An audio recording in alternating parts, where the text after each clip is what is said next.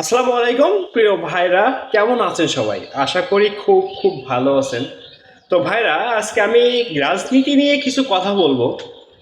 আসলে রাজনীতিটা আমার তেমন পছন্দ না, তবে আমি তো মানুষ, আমি শিক্ষিত একটা ছেলে, পড়ালেখা করছি, বাংলাদেশের নাগরিক, আমার অবশ্যই রাজনীতি নিয়ে কথা বলতে হবে।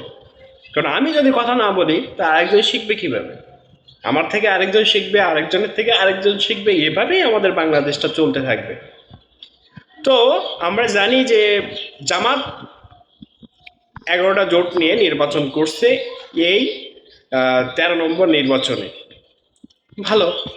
কিছুদিন আগে দেখছিলাম যে চরমোনাই রিজাউল করিমের দল, উনি পীর সাহেব, তা উনি জামাতের সাথে জোটে ছিল। জোটে থাকার কারণে উনি জল্পনা কল্পনা একসাথে জামাতের সাথে নির্বাচন করবে, তখন জামাতের সাথে হাসি আড্ডা কত রকম কাহিনী করলো।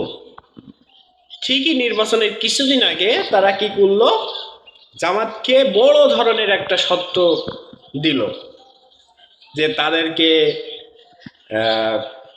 জোটে যদি জিতে তাদেরকে প্রধানমন্ত্রী বানাতে হবে, স্বরাষ্ট্র মন্ত্রী তাদের মধ্যে রাখতে হবে, এবং বিভিন্ন ধরনের অজুহাত দিতে শুরু করলো।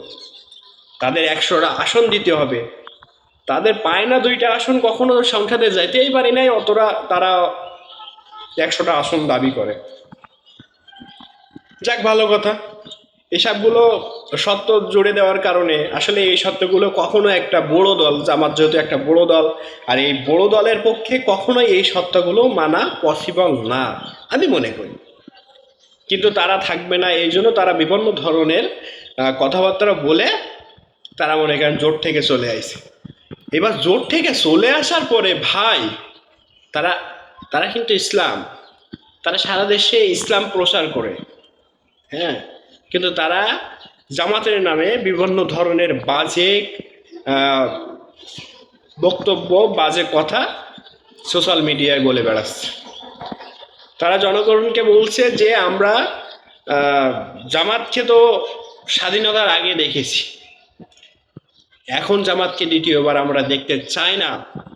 আমরা আমলিগকে দেখেছি, আমরা বিএমকে দেখেছি, আমরা স্বাধীনতার আগে জামাতকেও দেখেছি।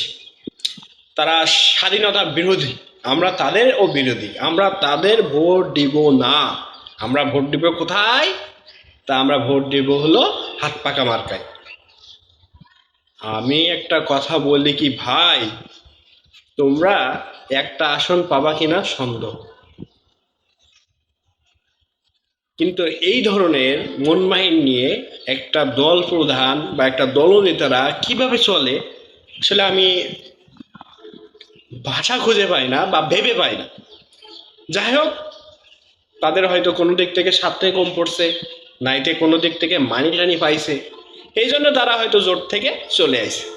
ভালো কথা, তারা 200 কত আসনে নির্বাচন করবে, করুক না রে ভাই। কিন্তু তুই অন্য দলকে জোট জোট করতে চালি যে দলের সাথে, সেই দলের নামে কিভাবে বদনাম করিস? তোর সাথে যদি জোটে থাকতো তাহলে দল কি ভালো হতো? এখন জোটে নাই, তোর সত্যগুলো মানি নাই, এজন্য তোর কাছে খারাপ হয়ে গেল। আর তুই মনে কর মানুষের সামনে আউল ফাউল কথা বলে বেড়াচ্ছিস, এ থেকে জামাতের মান সম্মান কমছে বলে মনে করিস? কখনো না, জামাত জামাতই। তাই হিংসা রাজনীতি বাদ দিয়ে ইনসাফের রাজনীতি করো ভাই, জীবনে ভালো কিছু হবে। নাইতে সারা জীবন ওই গোলামি করে যেতে হবে, আজাদি হওয়া যাবে না।